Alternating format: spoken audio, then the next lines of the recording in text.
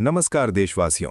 आज हम आपके सामने एक ऐसी खबर लेकर आए हैं जो हमारे देश के 70 लाख से भी अधिक वरिष्ठ नागरिकों के जीवन, उनकी आकांक्षाओं और उनकी चिंताओं का सीधा स्पर्श करती है। ये कोई साधारण रिपोर्ट नहीं, बल्कि उन लाखों लोगों के लिए आशा की एक नई सुबह है, जो ईपीएस 95 पेंशन योजना के तहत अपने जीवन के संध्या काल में एक सम्मानजनक जीवन की प्रतीक्षा में है। अगर आप स्वयं इस योजना से जुड़े हैं या आपका कोई प्रियजन इससे जुड़ा है, तो ये प्रस्तुति आपके लिए अत्यंत महत्वपूर्ण है। दिल्ली के सत्ता के शिखर से आज वो आवाज उठ रही है जिसका इंतजार पूरे 10 वर्षों से किया जा रहा था। प्रधानमंत्री नरेंद्र मोदी ने एक ऐतिहासिक फाइल पर अपनी सहमति दे दी है, जो हर उस बुजुर्ग के लिए आशा का प्रतीक है, जो बढ़ती कीमतों के बीच अपनी बुनियादी आवश्यकताओं की पूर्ति के लिए संघर्ष कर रहा है। सवाल ये है कि क्या वास्तव में 1 फरवरी से आपके बैंक खाते में 7,500 रुपए की न्यूनतम मासिक पेंशन के साथ साथ महंगाई भत्ते की राशि भी प्राप्त होनी शुरू हो जाएगी? क्या कमांडर अशोक रावत का वो अंतिम चेतावनी भरा बयान, जिसमें उन्होंने सरकार को साफ शब्दों में आगाह किया था, अंततः सफल हो पाया है? आज के इस विस्तृत और गहन विश्लेषण में हम आपको उस गोपनीय अधिसूचना के बारे में बताएंगे जिसे अब तक किसी भी प्रमुख मीडिया ने आप तक नहीं पहुंचाया है। इस प्रस्तुति को एक पल के लिए भी न छोड़ें, क्योंकि अगर एक भी पंक्ति आपकी नज़र से चूक गई तो आप एक ऐसी निर्णायक जानकारी से वंचित रह जाएंगे जो आपके आने वाले कल की दिशा और दशा को पूरी तरह से बदल सकती है। साथियों, आपको याद होगा, पिछले कुछ दिनों में जंतर मंतर से कमांडर अशोक रावत ने सरकार को जो स्पष्ट संदेश दिया था, उन्होंने कोई लंबी चौड़ी बात नहीं की, बल्कि सीधे और स्पष्ट संदेश दिया था। कड़े शब्दों में कहा था, अब बहुत हो चुका, अब और प्रतीक्षा नहीं। और अब विभिन्न विश्वसनीय स्रोतों से प्राप्त हो रही जानकारी ये संकेत दे रही है कि इस बार केंद्र सरकार ने अशोक रावत जी की प्रमुख 4 सूत्रीय मांगों को बिना किसी संशोधन के स्वीकार करने का निर्णय ले लिया है। संभावना जताई जा रही है कि 1 फरवरी को संसद के बजट सत्र के दौरान वित्त मंत्री निर्मला सीतारमण स्वयं या फिर स्वयं प्रधानमंत्री नरेंद्र मोदी मंच से इस बहुप्रतीक्षित और जन परिवर्तनकारी घोषणा को कर सकते हैं। लेकिन थोड़ा ठहरिए, क्योंकि इस पूरे परिदृश्य में एक गहरा रहस्य और अनिश्चितता का भाव भी शामिल है।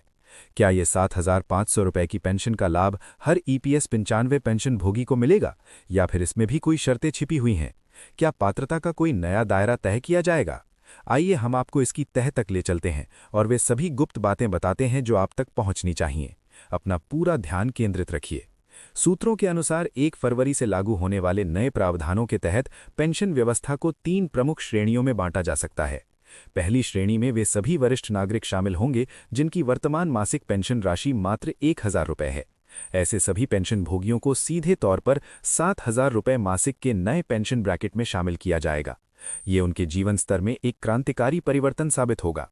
दूसरी श्रेणी का संबंध उस ऐतिहासिक परिवर्तन से है जिसकी मांग दशकों से की जा रही थी, महंगाई भत्ते का लाभ। आपको ज्ञात होगा कि ईपीएस 95 योजना के तहत अब तक महंगाई भत्ते यानी डीए का कोई प्रावधान नहीं था, लेकिन नई व्यवस्था में अब पेंशन भोगियों को भी केंद्र सरकार के कर्मचारियों के समान महंगाई भत्ता दिया जाएगा। इसका अर्थ ये हुआ कि आपकी पेंशन हर वर्ष महंगाई दर के अनुसार समायोजित होती रहेगी, जिससे आपकी क्रय शक्ति स्थिर बनी रहेगी।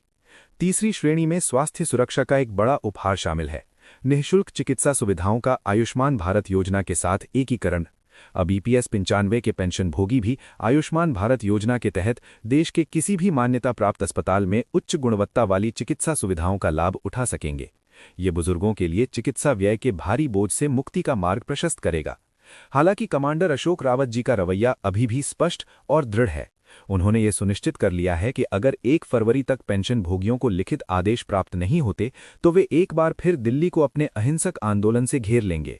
और इस बार का आंदोलन पिछले सभी आंदोलनों से 10 गुना अधिक विशाल और प्रभावी होगा।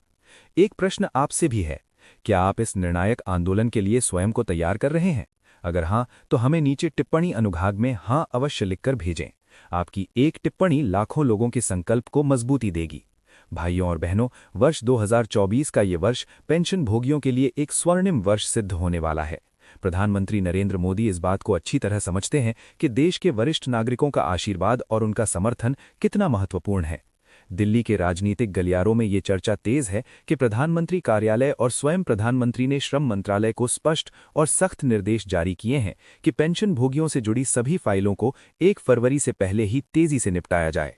लेकिन एक आशंका ये भी है कि कहीं सरकार केवल मौखिक आश्वासनों तक ही सीमित न रह जाए। इस संदेह का समाधान अशोक रावत जी ने पहले ही कर दिया है। उनका कहना है कि हमें केवल झूठे वादे नहीं चाहिए, हमें अपने बैंक खातों में वास्तविक धनराशि चाहिए। अगर सरकार अपने वादों से मुकरती है तो अशोक रावत के नेतृत्व में तैयार उनकी सेना पूरी तरह से सजग है। उनका संकल्प अटल है, पेंशन 7,500 लागू होकर ही रहेगी। उनका नारा दृढ़ है, हम ना झुकेंगे ना रुकेंगे।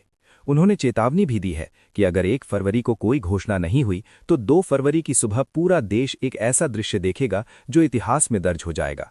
क्या आप दिल्ली कूच के लिए तैयार हैं? क्या आप अपने अधिकार के लिए लड़ने को तैयार हैं? अगर हाँ, तो कृपया टिप्पणी अनुभाग में अपना मोबाइल नंबर या अपने शहर का नाम अवश्य लिखें, ताकि हम एक शक्तिशाली और व्यापक नेटवर्क का निर्माण कर सकें। हम साथ लड़ेंगे और हम साथ विजय होंगे। अब एक प्रश्न ये भी उठता है कि सरकार ने अंततः इस ओर कदम बढ़ाने का निर्णय क्यों लिया, जबकि ये मांग वर्षों से लंबित थी। इसके पीछे का कारण भी अत्यंत महत्वपूर्ण है।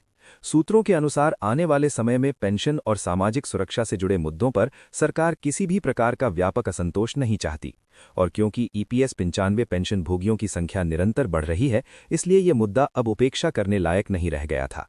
सरकार के सामने स्पष्ट तस्वीर थी कि अगर 7,500 रुपये पेंशन और महंगाई भत्ते की मांग को पुनः स्थगित कर दिया गया तो इसका प्रभाव सिर्फ सड़कों पर ही नहीं बल्कि राजनीतिक और चुनावी वातावरण पर भी पड़ सकता था। यही कारण माना जा रहा है कि प्रधानमंत्री स्तर पर इस मामले पर गंभीरता दिखाई गई। सूत्र बताते हैं कि 26 जनवरी के आसपास आयोजित उच्च स्तरीय बैठकों में इस मुद्दे पर अंतिम मुहर लगाई गई।